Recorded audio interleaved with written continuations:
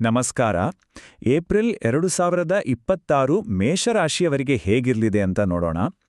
ಒಂದೇ ಮಾತಿನಲ್ಲಿ ಹೇಳೋದಾದ್ರೆ ಈ ತಿಂಗಳು ತಾಳ್ಮೆ ಮತ್ತು ಪರಾಕ್ರಮ ಎರಡನ್ನೂ ಪರೀಕ್ಷೆ ಮಾಡಲಿದೆ. ಬನ್ನಿ ಇದರ ಬಗ್ಗೆ ಇನ್ನಷ್ಟು ಆಳವಾಗಿ ತಿಳಿದುಕೊಳ್ಳೋಣ.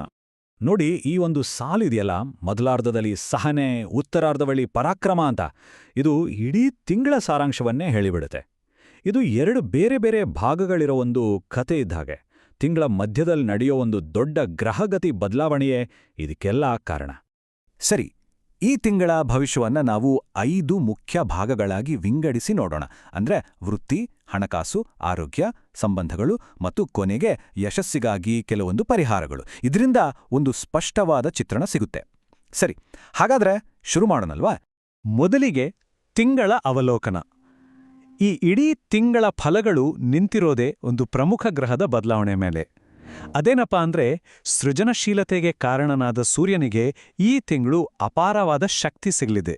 ಇಲ್ಲಿ ಪ್ರಮುಖ ಪಾತ್ರ ವಹಿಸೋದು ಸೂರ್ಯ. ಸೂರ್ಯ ಅಂದ್ರೆ ಪಂಚಮ ಸ್ಥಾನದ ಅಧಿಪತಿ. ಅಂದ್ರೆ ಸೃಜನಶೀಲತೆ, ಮಕ್ಕಳ ವಿಚಾರ ಇವೆಲ್ಲವನ್ನು ನೋಡ್ಕೊಳ್ಳೋನು. ಈ ಸೂರ್ಯ ಏಪ್ರಿಲ್ 14ರಂದು ಮೇಷರಾಶಿಗೆ ಪ್ರವೇಶ ಮಾಡ್ತಾನೆ. ಇದು ಅವನ ಅತ್ಯುಚ್ಚ ಸ್ಥಾನ. ಇದೇ ಈ ತಿಂಗಳ ಅತಿ ದೊಡ್ಡ ಗೇಮ್ ಚೇಂಜರ್. ಬೇರೆ ಗ್ರಹಗಳಿಂದ ಏನೇ ಅಡೆತಡೆಗಳು ಬಂದರೂ ಅದನ್ನ ಮೀರಿ ನಿಲ್ಲುವ ಶಕ್ತಿ ಈ ಸೂರ್ಯನ ಸಂಚಾರದಿಂದ ಸಿಗುತ್ತೆ. ಈ ತಿಂಗಳ ಪ್ರಮುಖ ದಿನಾಂಕಗಳನ್ನು ನೋಡೋದಾದ್ರೆ, ಏಪ್ರಿಲ್ 10ರ ನಂತರ ಕೆಲಸಗಳಿಗೆ ಒಂದು ವೇಗ ಸಿಗತ್ತೆ. ಆದರೆ ನಿಜವಾದ ಬದಲಾವಣೆ ಬರೋದು ಏಪ್ರಿಲ್ 14ರ ನಂತರ, ಸೂರ್ಯ ಬಲಶಾಲಿಯಾದ ಮೇಲೆ. ಹಾಗಾಗಿ ಈ ದಿನಾಂಕಗಳನ್ನು ಗಮನದಲ್ಲಿಟ್ಕೊಳ್ಳೋದು ಒಳ್ಳೆಯದು. ಸರಿ, ಹಾಗಾದ್ರೆ ವೃತ್ತಿ ಮತ್ತು ವ್ಯಾಪಾರದ ಕಡೆಗೆ ಬರೋಣ. ನಾನು ಮೊದಲೇ ಹೇಳಿದ ಹಾಗೆ 2 ಅರ್ಧಗಳ ಕಥೆ ಅಂತ.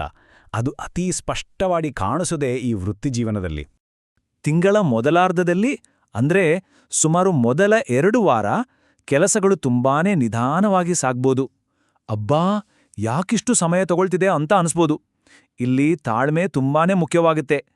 ಆದ್ರೆ ಏಪ್ರಿಲ್ 14ರ ನಂತರ ನೋಡಿ, ಪರಿಸ್ಥಿತಿ ಸಂಪೂರ್ಣವಾಗಿ ಬದಲಾಗುತ್ತೆ. ಅಲ್ಲಿಯವರೆಗೂ ನಿಧಾನಗತಿಯಲ್ಲಿದ್ದ ಕೆಲಸಗಳಿಗೆ ರಾಕೆಟ್ ವೇಗ ಸಿಕ್ಕಾಗೆ ಆಗುತ್ತೆ. ಮಾಡುವ ಕೆಲಸಕ್ಕೆ ಮನ್ನಣೆ ಸಿಗುತ್ತೆ, ಪ್ರೆಸೆಂಟೇಷನ್ಗಳು ಕ್ಲಿಕ್ ಆಗುತ್ತವೆ ಮತ್ತು ಟಾರ್ಗೆಟ್ಗಳು ಕೂಡ ಸುಲಭವಾಗಿ ರೀಚ್ ಆಗ್ಬೋದು. ಈ ಬದಲಾವಣೆಯಿಂದಾಗಿ ಹೊಸ ಹೊಸ ಅವಕಾಶಗಳು ತೆರೆದುಕೊಳ್ಳುತ್ತವೆ. ಉದಾಹರಣೆಗೆ, ಸೂಪರ್ವೈಸರ್ ಅಥವಾ ಟೀಮ್ ಲೀಡ್ನಂತಹ ನಾಯಕತ್ವದ ಪಾತ್ರಗಳು ಸಿಗ್ಬೋದು. ಮೇಲಧಿಕಾರಿಗಳಿಂದ ಮೆಚ್ಚುಗೆ ಸಿಗುತ್ತೆ. ಹೊಸ ಕೆಲಸಕ್ಕೆ ಪ್ರಯತ್ನಿಸ್ತಿದ್ರೆ ಸಂದರ್ಶನಗಳಲ್ಲಿ ಯಶಸ್ಸು ಕಾಣುವ ಸಾಧ್ಯತೆಯಿದೆ. ವ್ಯಾಪಾರದಲ್ಲಿದ್ದವರಿಗೆ ಸೇಲ್ಸ್ ಮತ್ತು ಕಲೆಕ್ಷನ್ಸ್ ಎರಡೂ ಕೂಡ ಚುರುಕಾಗುತ್ತೆ. ಸರಿ, ವೃತ್ತಿಯಾಯ್ತು. ಇನ್ನು ಹಣಕಾಸು ಮತ್ತು ಆಸ್ತಿಯ ವಿಚಾರಕ್ಕೆ ಬರೋಣ. ಈ ತಿಂಗಳ ಗ್ರಹಗತಿಗಳು ಹಣಕಾಸಿನ ವಿಚಾರದಲ್ಲಿ ಒಂದು ರೀತಿ ಬ್ಯಾಲೆನ್ಸಿಂಗ್ ಆಕ್ಟ್ ಮಾಡೋ ಹಾಗೆ ಕೇಳ್ಕೊಳ್ಳುತ್ತೆ. ಅಂದ್ರೆ ತುಂಬಾನೇ ಶಿಸ್ತು ಮತ್ತು ಯೋಜನೆ ಬೇಕು. ಒಂದು ಕಡೆ ಉದ್ಯೋಗ, ವ್ಯಾಪಾರ ಅಥವಾ ಕಮಿಷನ್ ರೂಪದಲ್ಲಿ ಆದಾಯ ಚೆನ್ನಾಗೇ ಇರುತ್ತೆ. ಆದರೆ ಇನ್ನೊಂದು ಕಡೆ ಮನೇಲಿ ಯಾವುದಾದ್ರೂ ಶುಭ ಕಾರ್ಯ, ಆರೋಗ್ಯ ತಪಾಸಣೆ ಅಥವಾ ವಾಹನ ಪ್ರಯಾಣ ಅಂತ ಖರ್ಚುಗಳು ಕೂಡ ಸಾಲಲ್ಲಿ ನಿಂತಿರ್ತವೆ. ಹಾಗಾಗಿ ಆದಾಯ ಮತ್ತು ಖರ್ಚಿನ ನಡುವೆ ಒಂದು ಸಮತೋಲನ ಕಾಪಾಡಿಕೊಳ್ಳೋದು ಈ ತಿಂಗಳ ದೊಡ್ಡ ಸವಾಲು. ಇಲ್ಲಿ ಒಂದು ಸರಳವಾದ ನಿಯಮವನ್ನ ಪಾಲಿಸಿದ್ರೆ ಒಳ್ಳೆಯದು. ಇದೇ ತಿಂಗಳಿಂದ ಶುರುವಾಗುವ ಆರ್ಥಿಕ ವರ್ಷಕ್ಕೆ ಇದನ್ನು ಅಳವಡಿಸಿಕೊಳ್ಬಹುದು. ಬರುವ ಆದಾಯದಲ್ಲಿ ಸುಮಾರು 60% ಖರ್ಚಿಗೆ ಇಟ್ಕೊಂಡು ಕನಿಷ್ಠ 40% ಉಳಿತಾಯ ಮಾಡುವ ಗುರಿ ಇಟ್ಕೊಂಡ್ರೆ ಮುಂದಿನ ದಿನಗಳಲ್ಲಿ ಹಣಕಾಸಿನ ಒತ್ತಡವನ್ನ ಕಡಿಮೆ ಮಾಡ್ಕೊಳ್ಬೋದು. ಇನ್ನು ಆಸ್ತಿ ಖರೀದಿಸುವ ಯೋಚನೆಯಲ್ಲೇ ಇದ್ರೆ ಯಾವುದೇ ಕಾರಣಕ್ಕೂ ಆತುರ ಬೇಡ. ಮೊದಲು ಎಲ್ಲಾ ದಾಖಲೆಗಳನ್ನ ಸರಿಯಾಗಿ ಪರಿಶೀಲಿಸಬೇಕು. ಎರಡನೇದಾಗಿ ಒಬ್ಬ ಕಾನೂನು ತಜ್ಞರ ಸಲಹೆ ಪಡೆಯುವುದು ಉತ್ತಮ. ಮತ್ತು ಮೂರನೇದಾಗಿ ಅಡ್ವಾನ್ಸ್ ಹಣ ಕೊಡುವ ಮುನ್ನ ಇನ್ನೊಮ್ಮೆ ಯೋಚಿಸುವುದು ಜಾಣತನ.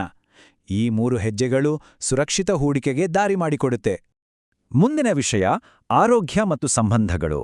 ಈ ತಿಂಗಳ ಗ್ರಹಗಳ ಪ್ರಭಾವದಿಂದಾಗಿ ಸ್ವಲ್ಪ ಒತ್ತಡ ಹೆಚ್ಚಾಗುವ ಸಾಧ್ಯತೆಯಿದೆ. ಹಾಗಾಗಿ ಆರೋಗ್ಯ ಮತ್ತು ಸಂಬಂಧಗಳ ಬಗ್ಗೆ ಹೆಚ್ಚು ಗಮನ ಕೊಡಬೇಕಾಗುತ್ತೆ.